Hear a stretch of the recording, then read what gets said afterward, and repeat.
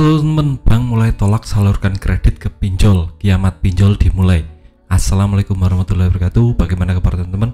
Semoga tetap sehat selalu, tetap dilancarkan rezekinya dan bisa mendapat pertolongan Allah untuk bisa melunasi semua hutang-hutang pinjol teman-teman. Amin amin ya rabbal alamin. Nah, di video kali ini saya akan menyoroti tentang bank yang mulai menolak salurkan kredit ke pinjaman online.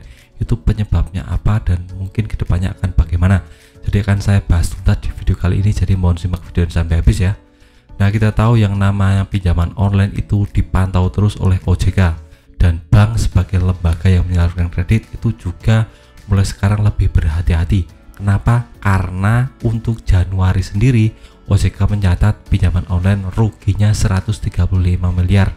Nah, untuk Februari 2024 pinjol ruginya 97,5 miliar rupiah.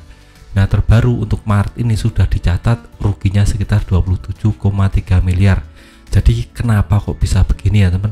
Yang namanya pinjaman online atau industri pinjaman online itu harusnya mencatatkan keuntungan ya teman, tidak boleh untuk rugi. Nah, kita tahu untuk 2023 ini pinjaman online untungnya banyak sekali, bermiliar-miliar sampai bertriliun ya teman.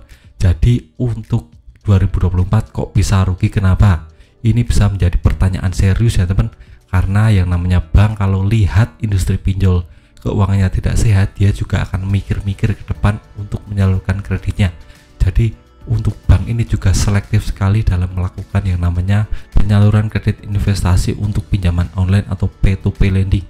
Nah, saya kutip ada dua ya teman. Yang pertama, Presiden CIMB bilang bahwa untuk sekarang CIMB lebih selektif, berhati-hati dalam menyalurkan pinjaman online. Jadi tidak seperti dulu yang jor-joran untuk melakukan kredit, melakukan yang mana penyaluran kredit untuk pinjaman-pinjaman online ya teman. Jadi tidak serta-merta seperti itu untuk sekarang. Jadi lebih berhati-hati CIMB-nya. Nah, yang kedua, untuk bank Oke Bank ini sekarang juga lebih selektif untuk bisa memberikan kredit atau investasi kepada pinjaman-pinjaman online yang mulai banyak ruginya ya teman. Kita tahu OJK sudah membeberkan kalau pinjaman online terus merugi, dan OJK dan FPI kemarin sudah rapat besar ya teman, karena ya kita tahu kalau ke depan seperti ini terus pinjaman online akan lama-lama bangkrut, modalnya hilang. Karena untuk industri pinjaman online itu harusnya cari untung, tidak boleh rugi sesignifikan ini, sebesar ini. Jadi OJK dan FPI melakukan langkah-langkah hukum atau langkah-langkah rapat. Kita tahu ke depan mungkin akan bagaimana, tapi yang jelas akan ada gebrakan dari OJK dan FPI untuk aturan baru agar pinjaman online tidak merugi terus. Kalau merugi terus ya nanti akan bangkrut semua dan hutang teman-teman yang ada di pinjaman online bisa lunas semua.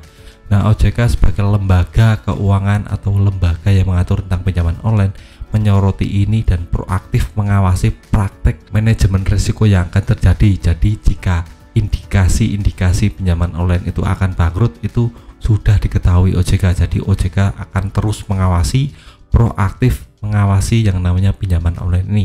Ke depan kalau oleng atau modal usahanya tinggal sedikit akan bangkrut, OJK juga tidak akan mengambil risiko ya teman. Jadi untuk nasabah-nasabah yang sudah melakukan gagal bayar atau gagal bayar di pinjaman online, ini menjadi angin segar karena ke depan mungkin akan banyak-banyak pinjaman online yang mulai tumbang, mulai bangkrut karena ini ya teman. Pinjaman online kalau rugi terus juga OJK juga males ngurusinya. Kenapa kok mengurusi industri pinjaman online yang rugi terus menerus? Lebih baik mengurusi perbankan atau yang lainnya, investasi yang lain yang jelas untung. Kalau pinjaman online itu untuk sekarang rugi sekali. Nah, kenapa kok bisa rugi? Ini ruginya juga karena OJK mengeluarkan peraturan yang Januari 2024 itu ya teman, tentang besarnya bunga dan denda yang diturunkan signifikan sekali. Dari 0,4% turun dari jadi 0,1 sampai 0,3. Nah, ini pinjaman online juga langsung kelebaan tentang peraturan ini. Mau nggak mau harus menuruti aturan, dan keuntungan mereka otomatis jadi kecil atau bahkan malah rugi banyak sekali. Dan tingkat galbay, rasio galbay ini juga banyak sekali dan terus meningkat dari tahun ke tahun.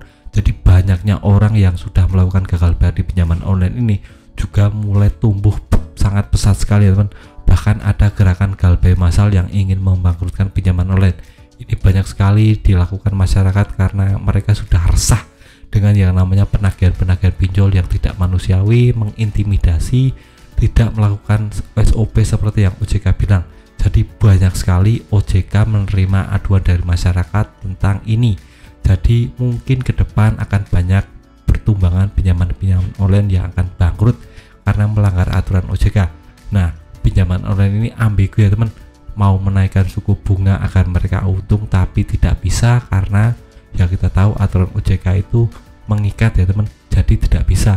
Kalau terus menuruti aturan OJK mereka akan rugi terus menerus.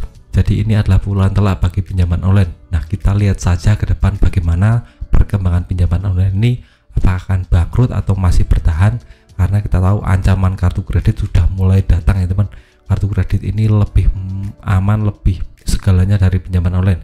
Dan untuk pinjaman online ini di negara-negara lain sudah tidak ada, yang ada hanya kartu kredit. Itu saja video singkat saya tentang bank mulai tolak salurkan kredit ke pinjol, kiamat pinjol dimulai. Semoga teman-teman bisa terinspirasi dan bisa mengambil manfaat dari video ini. Sekian video dari saya, semoga bermanfaat. Tetap semangat untuk kehidupan yang lebih baik.